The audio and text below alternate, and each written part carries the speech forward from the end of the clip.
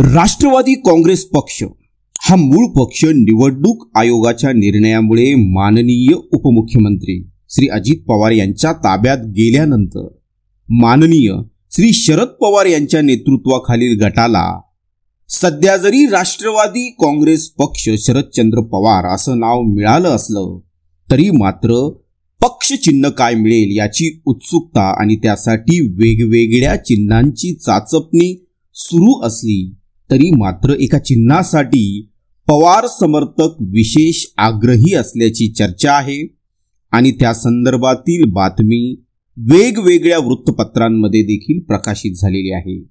मग ती बातमी नेमकी काय आहे तर मित्रांनो, वटवृक्ष हे चिन्ह मिळावं असा शरद पवार यांच्या गटाचा प्रयत्न असणार आहे। उगवता सूर्य, सूर्यफूल, चहाचा कप, ऊस तोडणारा शेतकरी व अन्य काही चिन्हांचे पर्याय देखील तपासून पाहिले जात आहेत, मात्र वटवृक्ष चिन्हावर सर्वांचा विशेष भर असल्याचं बोललं जात आहे। आता त्यामागं काही कारणही दिली जात आहेत।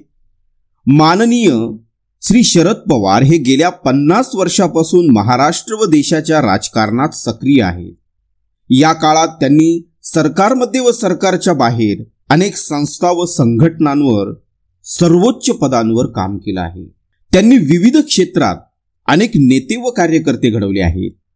माननीय श्री शरद पवार सत्तेत असोत वा नसोत ते कधीही प्रवाहाच्या बाहेर फेकले गेले नाही। देशातील अनेक राजकीय नेते व सत्ताधारी वेगवेगळ्या प्रश्नांवर त्यांचं मार्गदर्शन हे घेत असतात।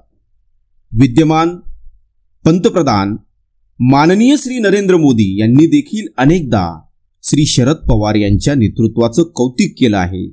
वेगवेगळ्या राजकीय प्रवाहांना व विचारधारांना सामावून घेणारा नेता अशी त्यांची ओळख आहे। एका अर्थाने राजकारणात पवारांचं स्थान वटवृक्षासारखं आहे। त्यामुळे माननीय श्री शरद पवारांच्या नेतृत्वाखालील पक्षाला वटवृक्ष चिन्ह मिळाल्यास ते अनेकार्थींनी समर्पक ठरेल असा पक्षातील अनेकांचं मत आहे। त्याचप्रमाणे कर्मवीर भाऊराव पाटील यांनी उभारलेल्या रयत शिक्षण संस्थेची वटवृक्ष हेच बोधचिन्ह आहे। त्यात शरद पवार हे रयतचे सध्या अध्यक्ष देखील आहेत।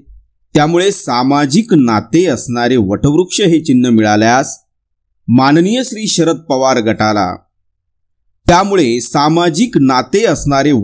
हे चिन्ह मिळाल्यास शरद पवार गटाला हे चिन्ह लोकांपर्यंत घेऊन जाण्यात जास्त अडचण नक्कीच येणार नाही आणि त्यामुळेच कदाचित शरद पवार गट पक्षाला वटवृक्ष हे चिन्ह मिळावं यासाठी विशेष आग्रही असावे।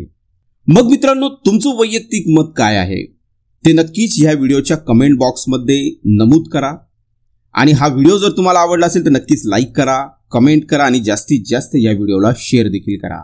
धन्यवाद मित्रांनो।